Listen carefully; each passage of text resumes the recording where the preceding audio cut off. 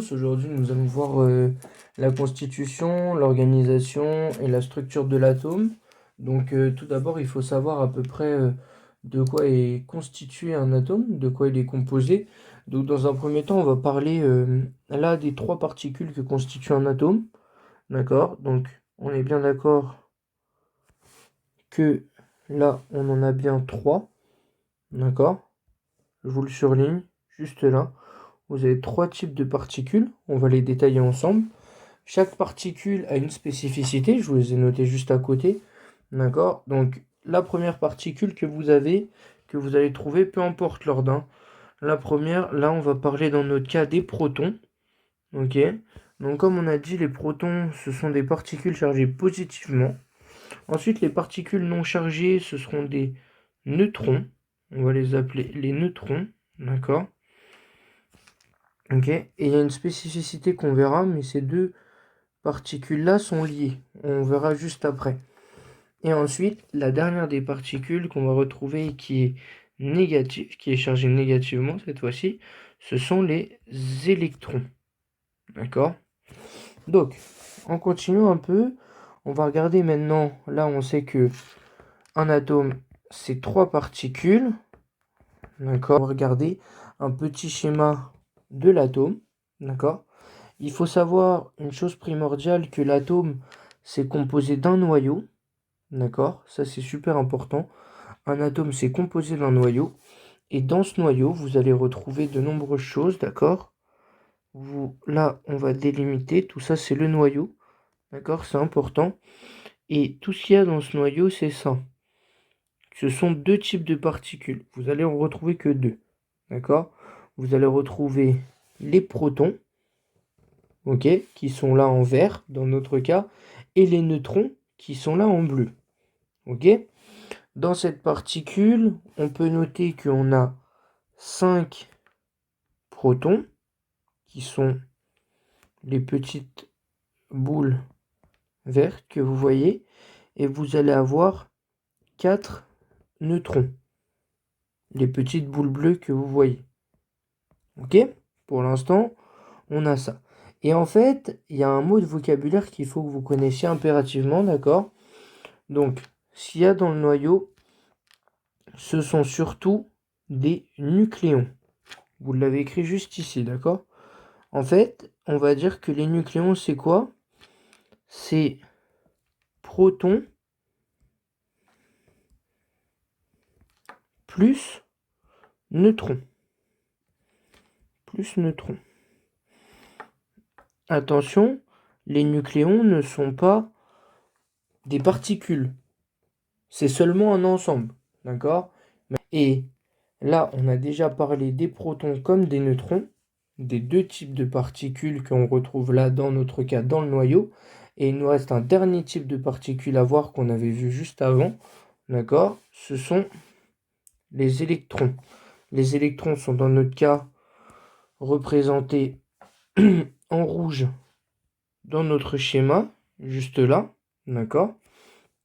Et là, on peut compter, ils sont en rouge, et on peut compter exactement 5 électrons. 5 électrons. Ok? Remarque importante pour notre cours et qu'il faut bien comprendre et apprendre. D'accord? Remarque. On sait que le nombre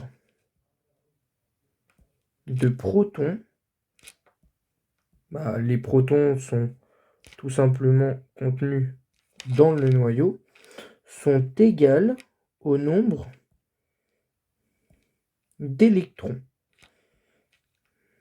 D'accord? Pourquoi et qu'est-ce que ça veut dire? La vraie question, c'est quoi? Qu'est-ce que ça veut dire et pourquoi? En fin de compte, vous allez avoir quelque chose de très simple. La molécule, elle veut quelque chose, elle veut être électriquement neutre. D'accord? Donc, elle veut pas avoir plus de charge négative que de positive, ni de plus de charge négative que positive. Elle veut avoir exactement le même nombre. Donc, elle est électriquement neutre Et c'est pour cette raison-là qu'on a autant d'électrons que de protons. Pourquoi? Parce que les protons portent les charges plus et les électrons portent les charges moins. Et si à un moment on a plus de l'un que de l'autre, on ne respectera pas la loi qui dit qu'un atome est électriquement neutre. Voilà. Donc vous avez déjà l'architecture, la composition de l'atome. Et on va voir maintenant tout simplement comment est-ce que l'on peut trouver tous les atomes possibles dans le monde. On va utiliser tout simplement le tableau périodique des éléments. Ce n'est pas un tableau à prendre par cœur, bien évidemment. Il vous sera donné lorsque vous en avez nécessité. Donc tout simplement, X, là, que je vais vous noter au stabilo, là, le X, là, qui est juste là, correspond en fait à un symbole. D'accord? C'est un symbole de l'élément. Donc par exemple pour H, ici, qui va être juste là, d'accord? H qui est juste là, vous allez avoir cette case. Ce qu'il faut comprendre, c'est que, je vais vous le noter tout de suite, une case, c'est quoi? C'est un élément. Vous allez me dire, mais monsieur, qu'est-ce qu'un élément? Un élément, c'est quoi? C'est un atome. D'accord? Et il y a de nombreux atomes dans le monde. Là, vous êtes en possession d'un tableau périodique des éléments simplifiés, ok? Et il n'est pas complet. Dans un deuxième temps, on va expliquer quels sont les chiffres, d'accord, que vous voyez, ou les nombres, en haut, avant le symbole. Donc par exemple là, le A, que vous avez ici, ok, que vous allez retrouver ici, et le Z, que vous allez retrouver ici aussi. D'accord? Il faut qu'on en parle. Donc déjà, il vous indique, là le A, dans notre cas, indiquera le nombre de nucléons. Donc on a dit comme tout à l'heure que les nucléons, c'est les protons plus les neutrons. Tout ce qui se trouve dans quoi? Dans le noyau. D'accord? Et ensuite, vous retrouverez quoi aussi? Le numéro atomique, qui est le nombre de protons. Ok? Tout ça. Donc, tout simplement, le A et le Z là ont des noms très particuliers. D'accord? Là, pour le A, on va parler de nombre de masse. Ok? Nombre de masse. Tout ça, c'est du vocabulaire. Il faut l'apprendre. Donc, nombre de masse. Et en dessous, vous aurez là le nombre atomique. Ce qu'on appelle le nombre atomique. D'accord? On va faire un petit exemple de ce que un professeur pourrait vous demander. Donc, imaginons, on prend comme exemple, allons-y, on va dire F, là, que vous voyez juste là, F, qui est le fluor. D'accord? Le fluor. Donc, on recopie ce qu'on avait dans la case. Donc, F, en exposant, on va avoir 19, et en indice, on va avoir 9. Donc, on a un nombre de masse qui va faire quoi? Qui va être égal à 19, et un nombre atomique, ok, égal à 9. Pour l'instant, j'utilise seulement le vocabulaire qu'on vous a appris. Et ça, selon les informations que j'ai juste au-dessus, je vais pouvoir vous dire aussi le nombre de nucléons. Donc, le nombre de nucléons, on sait que c'est quoi? Le nombre de nucléons, c'est tout simplement le nombre de masses. Ce qu'il y avait affiché en exposant à gauche de mon symbole. Nombre de nucléons, dans notre cas, ce sera 19. Ensuite, on va avoir aussi le nombre de protons. Le nombre de protons, c'est quoi dans notre cas? C'est tout simplement 9.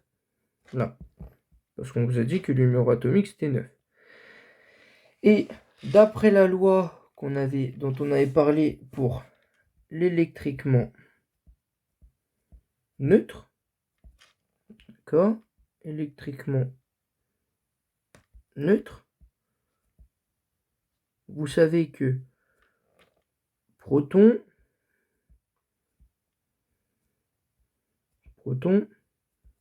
égale électron, pour qu'on ait autant de charge plus que de charge moins. Donc ça, c'est le nombre de protons, mais c'est aussi le nombre d'électrons. D'accord? 9. Et donc ensuite, comment est-ce que vous allez faire pour trouver le nombre de neutrons? Le nombre de neutrons, en fin de compte, c'est pas si compliqué. Nombre de neutrons. Vous savez que dans votre noyau, vous allez avoir 19 particules, ce que vous avez là, le nombre de masses, d'accord? Mais vous savez aussi que dans ces 19 particules, il y en a 9 qui sont des protons. Donc forcément, vous allez me dire que 19 moins 9 va nous donner 10. Donc vous aurez donc 10 neutrons.